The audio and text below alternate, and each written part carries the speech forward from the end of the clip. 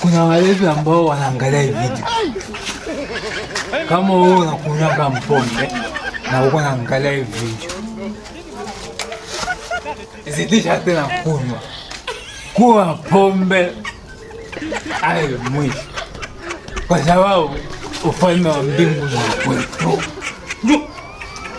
Kama wanakufa wanaenda mbinguni kwa Baba, hawezi kuwa na ile muda kukujije, kwa sababu uko yako inconscient au unjielewa. Ataambia tu malaika kavuye mfungulie la kaji unaingi, kwa sababu havile mi nifiko tu pale aanze niulize ayo kumlevi amina tamuweka stop samai pale mbele kwa tufahamiana ndo TBI na wewe mwenzangu ndio